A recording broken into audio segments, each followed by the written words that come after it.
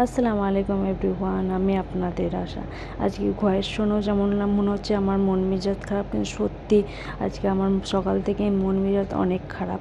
আজকে গত 2 রাত হচ্ছে আমার ঘুম চোখের পাতা এক হতে পারছে না। আজকে কিছুদিন আগে থেকেই আপনারা একটা ভিডিওতে দেখেছেন যে মা এসছে।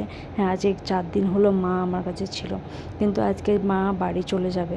সমস্যাটা কি বলুন তো, আজকে আমরা মায়ের কাছে দুটোই মেয়ে। আমার যখন প্রথম বিয়ে হয় তখন কষ্ট হয়, কিন্তু তারপরও মনে একটা আশা ছিল যে আমি যদি চলে যাই, আমার পাপা আছে, আমার বোন রয়েছে, মা অসুবিধা হবে না। কিন্তু আজকে যে ফিলিংসটা একটা বিয়ের সময় যেটা হচ্ছিলো, সেরকম কষ্ট আজ হচ্ছে। আজ দেখে মনে হচ্ছে কতটা হাসি, কিন্তু ভিতরে ততটাই দুঃখ, মায়েরও আমারও। তো প্রথমত তো বিয়ে হয়ে চলে এসেছিলাম, তারপর আমার পাপা মারা গেলেন, তারপর হয়ে গেল আমার বোন আর মা একা। কিন্তু আমারও এক টেনশন করছিলো যে দুটো মেয়ে একসাথে কীভাবে থাকবে। তারপরে আল্লাহ দিয়েছে 6টা বছর মা আর বোন একাই একটা রুমে ছিল। তার মধ্যে কত আনন্দ, উপভোগ, কষ্ট, সব যন্ত্রণা ভোগ করে 6টা বছর পার করেছে। আজকে 1 মাস হতে যাচ্ছে আমার বোনের বিয়ে হয়েছে। আজ বোনও শ্বশুরবাড়িতে, আমি শ্বশুরবাড়িতে, বাড়িতে কিন্তু আমার মা একা। কিন্তু ওই কষ্ট মা কুড়ে কুড়ে খাচ্ছে। কী করবে?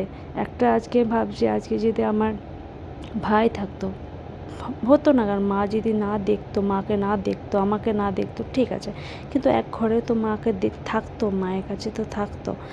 তো সেইটাই আমাদের কাছে নেই, এটাই আমার বড় দুঃখ। মাকে যখন বাস স্ট্যান্ডে দিয়ে আসার পক্ষে আমার মনে হচ্ছে না আমি ওখান থেকে ঘুরে চলে আসি, মনে হচ্ছে মায়ের সাথেই চলে যায়।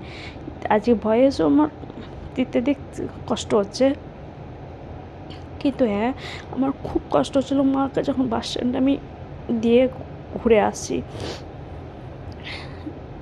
তো যাই হোক, তো ঘরে গেলে মা আবার সেই একা। এখানে ছিল মা আয়াতের সাথে, আমার সাথে হাসি খুলি ছিল, এখন সে একা। মেয়েদের জীবনটা এমন কেন হয়েছে? আমি আমি কোনো সময় বলি না যে আমার ভাগ্যে কেন এরকম হয়েছে, কিন্তু আমি ওইটাই এখন বলছি, আমার ভাগ্যে এরকম কেন লিখে এনেছে যে আজকে আমার পাপা নেই। আজকে যদি পাপা থাকতো তাহলে আমাদের কোনো চিন্তাই থাকতো না। আজ দুটো মেয়েই খুশি রয়েছে নিজের নিজের শ্বশুরবাড়িতে, কিন্তু হ্যাঁ, একমাত্র মাকে নিয়ে আমাদের খুবই চিন্তা। তো দেখতে পাচ্ছেন লাস্ট পর্যন্ত ছাদে এসেও আমি অনেকক্ষণ ধরে বাসটার অপেক্ষা করে আছি যে বাসটা কখন যাবে। তো ওই বাসটা চলে যাচ্ছে, তো ভেতরে আমার কষ্ট হচ্ছে, মনে হচ্ছে। মাকে বললাম আমাদের বাড়িতে থাকতে, মা কিন্তু জামাই বাড়িতে কিন্তু থাকতে চায় না, আর বরাবরই মা থাকে না। মা আগেও আসতো যেত, কিন্তু অতদিন থাকতেন, আর এবারেই 3-4 দিন মা থেকেছে, কিন্তু ওই তো চাপে পড়ে আমি বলেছি বলে। কিন্তু হ্যাঁ, যতক্ষণ না অভ্যস্ত না হচ্ছে ততক্ষণ তো কষ্ট আছে না। অভ্যস্ত একদিন না একদিন হয়ে যাবে, কিন্তু অভ্যস্ত হতে এখন অনেকটা টাইম। মায়েরও যেমন কষ্ট, আমাদের 2 বোনেরও সেরকমই কষ্ট।